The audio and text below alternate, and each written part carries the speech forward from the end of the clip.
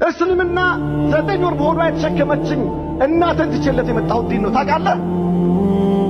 2 ዓመት በጀርባዋ ያዘለችኝ 2 ዓመት ጦቷን የጠባሁላት እናቴን ትቼ የመጣሁለት ዲን ነው። እሺ ማንንም መፈራበት አይደለም።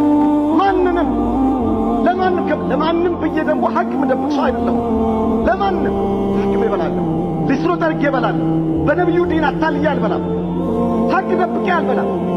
ማንም እንዲያከብረኝ አልፈልግም። የፈለገ ሰው ያዋርደኝ፣ አላህ ፊት እንዳልዋረድ ነው የምፈልገው።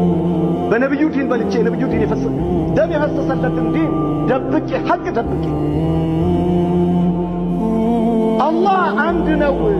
ወኢነኒ በሪኡ አላህ በል እያላቸው ነው ነብዩ። ወኢነኒ በሪኡ ሚማ ቱሽሪኩን እናንተ ከምታጋሩት ነገር የጠራሁኝ ነኝ በል ነው ያላቸው አላህ። ይሄ ነው የአላህ ዲን፣ ይሄ ነው ቁርአን።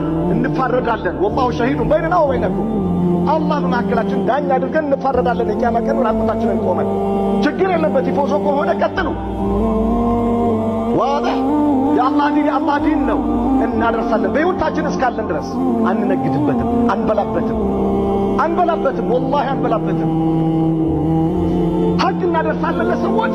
የተቀበለ ሰው ይቀበላል፣ ያልተቀበለ ሰው አላህ ምላሱን ይዞት የቂያማ ቀን የሰራ አካላቱ ይመሰክራል። የሰራ አካላቱ ዛሬ የሰማኸው የምትሰማው እያንዳንዱ ነገር የቂያማ ቀን አላህ ቆዳህን ያናግረዋል።